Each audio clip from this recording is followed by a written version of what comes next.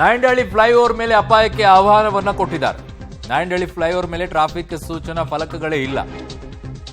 ರಸ್ತೆಗಳು ಬೇರ್ಪಡುವ ರಸ್ತೆಯಲ್ಲೂ ಕೂಡ ಯಾವುದೇ ಸೂಚನಾ ಫಲಕ ಇಲ್ಲ. ಅಲ್ಲಿ ಫ್ಲೈಓವರ್ಗೆ ಹಾಕಿದ್ದ ಕಣ್ಮರೆಯಾಗಿದೆ ನಾಮಫಲಕಗಳು.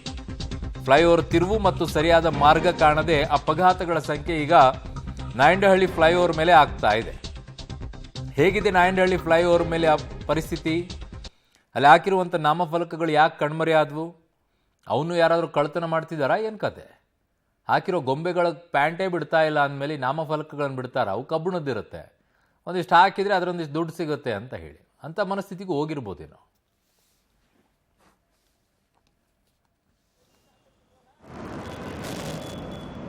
ಸೊ ರಸ್ತೆಗಳು ಬೇರ್ಪಡುವಂಥ ಜಾಗದಲ್ಲೂ ಕೂಡ ಯಾವುದೇ ಸೂಚನಾ ಫಲಕವನ್ನು ಹಾಕಿಲ್ಲ. ಗುಂಡಿಗಳು ಹಂಗೆ ಆಗಿದೆ, ಸೂಚನಾ ಫಲಕಗಳಿಲ್ಲ. ಏನು ಮಾಡಬೇಕು?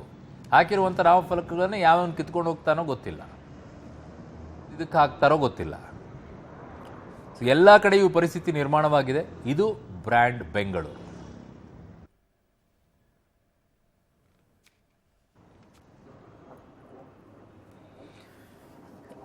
ನಾಯಂಡಹಳ್ಳಿ ಫ್ಲೈಓವರ್ ಮೇಲೆ ಅಪಾಯಕ್ಕೆ ಈಗ ಆಹ್ವಾನವನ್ನ ಕೊಡ್ತಾ ಇವೆ. ನಾಮಫಲಕಗಳಿಲ್ಲದೆ ಅದರ ಜೊತೆಗೆ ಗುಂಡಿಗಳು ಕೂಡ ಇದ್ದಾವೆ. ಜನ ಏನ್ ಮಾಡಬೇಕು ಅಂತ ತಿಳಿತಾ ಇಲ್ಲ.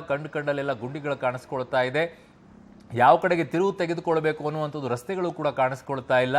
ಹಾಕಿರುವಂಥ ನಾಮಫಲಕಗಳು ನಾಪತ್ತೆ ಆಗ್ತಾ ಇವೆ. ಅದನ್ನ ಯಾರು ಕದ್ಕೊಂಡು ಹೋಗ್ತಾ ಇದ್ದಾರೆ ಅನ್ನುವಂಥದ್ದು ಗೊತ್ತಾಗ್ತಾ ಇಲ್ಲ. ಕಾರಣ ಅವೆಲ್ಲ ಕಬ್ಬಣದಿಂದ ಹಾಕಿರ್ತಾರೆ, ಅವುಗಳು ನಿಲ್ಲೋದಿಲ್ಲ. ಅವನ್ನ ಕಿತ್ಕೊಂಡು ಹೋದ್ರೆ ಒಂದಿಷ್ಟೆಲ್ಲೋ ಹಾಕಿದ್ರೆ ಒಂದಿಷ್ಟು ದುಡ್ಡು ಬರುತ್ತೆ ಅನ್ನುವಂಥ ಮನಸ್ಥಿತಿ ಅವರಿದ್ದಾರೆ. ಕಾರಣ ಈಗ ರೈಲ್ವೆ ಟ್ರ್ಯಾಕ್ಗಳಲ್ಲೆಲ್ಲ ಕಬ್ಬಣದೆಲ್ಲ ಕಿತ್ಕೊಳ್ಳುವಂಥ ಕೆಲಸವನ್ನು ಮಾಡ್ತಾ ಇದ್ದಾರಲ್ಲ, ಅದು ಅಪಘಾತಗಳಿಗೆಲ್ಲ ಕಾರಣವಾಗ್ತಾ ಇದೆ ಅಂತಿದ್ರೆ ಅದ್ರ ಬಗ್ಗೆ ತನಿಖೆ ಮಾಡ್ತಾ ಇದ್ದಾರೆ. ಅದರ ಜೊತೆಗೆ ಈ ನಾಮಫಲಕಗಳನ್ನು ಕೂಡ ಇದೇ ರೀತಿಯಾಗಿ ಮಾಡ್ತಾ ಇದ್ದಾರೆ ಅನ್ನೋದು ಹಲವು ಕಡೆಗಳಲ್ಲಿದೆ.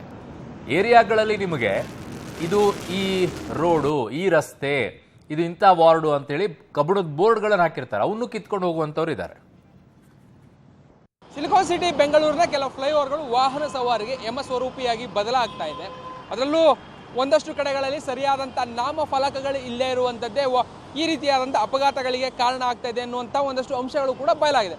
ಅದರಲ್ಲಿ ಮೈಸೂರು ಬೆಂಗಳೂರು ರಸ್ತೆ ಅಂದರೆ ಮೈಸೂರು ರಸ್ತೆಯಲ್ಲಿರುವಂತಹ ನಾಯಂಡಹಳ್ಳಿ ಬಳಿಯ ಫ್ಲೈಓವರ್ ಏನಿದೆ ಅದು ಕೂಡ ಒಂದು ಗಮನಿಸ್ತಾ ಇದ್ರಿ. ವಿಜುವಲ್ಸ್ಗಳನ್ನು ನೀವು ಗಮನಿಸ್ಬೋದು.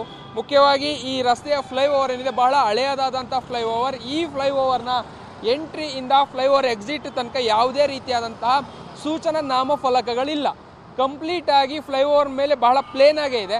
ಮುಖ್ಯವಾಗಿ ಇಂತಹ ಫ್ಲೈಓವರ್ಗಳ ಮೇಲೆ ಕರ್ವಿರುವಂಥ ಕಡೆಗಳಲ್ಲಿ ಯಾವ ದಿಕ್ಕಿಗೆ ಕರ್ವಿದೆ ಅಥವಾ ತಿರುವು ಇದೆ ಅದರ ಡೈರೆಕ್ಷನನ್ನು ಅಥವಾ ಅದಕ್ಕೆ ಸೂಚನೆಯನ್ನು ನೀಡುವಂಥದ್ದನ್ನು ಅಳವಡಿಕೆ ಮಾಡಬೇಕು. ಕೆಲವೊಂದಷ್ಟು ಲೈಟಿಂಗ್ಗಳನ್ನು ಆ ಭಾಗಗಳಲ್ಲಿ ಅಳವಡಿಕೆ ಮಾಡುವಂಥ ಕೆಲಸಗಳನ್ನು ಮಾಡಬೇಕು. ಬಟ್ ಆದರೆ ಈ ಫ್ಲೈಓವರ್ ಮೇಲೆ ಯಾವುದೇ ರೀತಿಯಾದಂಥ ಸೂಚನಾ ನಾಮಫಲಕಗಳು ಇನ್ನೊಂದು ಮತ್ತೊಂದು ಇದು ಯಾವುದನ್ನೂ ಕೂಡ ಸರಿಯಾಗಿ ಮೇಂಟೈನ್ ಮಾಡದೇ ಇರುವಂಥ ಕಾರಣಕ್ಕಾಗಿ ಅಪಘಾತ ವಲಯ ಆಗಿ ಮಾರ್ಪಡ್ತಾ ಇದೆ. ಬಹಳ ಮುಖ್ಯವಾಗಿ ಇದು ಸಂಚಾರಿ ಪೊಲೀಸರ ಅಂಡರಲ್ಲಿ ಬರುವಂಥದ್ದು. ಮುಖ್ಯವಾಗಿ ಸಂಚಾರಿ ಪೊಲೀಸರು ಇದ್ರ ಜವಾಬ್ದಾರಿಯನ್ನು ತೆಗೆದುಕೊಂಡು ಅದನ್ನು ಸರಿಪಡಿಸುವಂಥ ಕೆಲಸವನ್ನು ಮಾಡಬೇಕಿತ್ತು. ಬಟ್ ಆದರೆ ಅವುಗಳ ಬಗ್ಗೆ ಸರಿಯಾದಂಥ ಕ್ರಮಗಳನ್ನು ಕೈಗೊಳ್ಳದೇ ಇರುವಂಥದ್ದು ನಿಜಕ್ಕೂ ಒಂದು ರೀತಿ ಈ ಅಪಘಾತಗಳಿಗೆ ಕಾರಣ ಆಗ್ತಾ ಇದೆ. ಮತ್ತೊಂದು ಕಡೆ ಇನ್ನು ಬಲಭಾಗದಲ್ಲಿ ಗಮನಿಸ್ತಾ ಇರ್ಬೋದು, ಇದು ಮೈಸೂರು ರಸ್ತೆ ಅಂದರೆ ಮೈಸೂರಿನಿಂದ ಬೆಂಗಳೂರಿಗೆ ಬರುವಂಥದ್ದು. ನಾವು RR ನಗರ ಆದ ಬಳಿಕ ಬರುವಂತಹ ಪಂತ್ರಪಾಳ್ಯ ನಾಯಂಡಹಳ್ಳಿ ಮೆಟ್ರೋ ಸ್ಟೇಷನ್ ಏನಿದೆ ಅದರ ಮುಂಭಾಗದ ರಸ್ತೆಯನ್ನು ಗಮನಿಸ್ತಾ ಇದ್ದೀವಿ. ಇಲ್ಲಿ ಬರುವಂಥ ವಾಹನಗಳು ನೀವು ನೋಡ್ತಾ ಇರುವಂಥ ಈ ಜಾಗದಲ್ಲೇ ಬಂದು ಬಸ್ಗಳನ್ನು ನಿಲ್ಲಿಸ್ತವೆ. ಅಂದರೆ ಬರುವಂಥ ಬಸ್ಗಳೇನಿದೆ ಆ ಬಸ್ಗಳೆಲ್ಲವೂ ಕೂಡ ಮೈಸೂರು ಮಾರ್ಗದಿಂದ ಬಂದ ಬಸ್ಗಳು ಇಲ್ಲೇ ನಿಲ್ಲಿಸ್ತವೆ.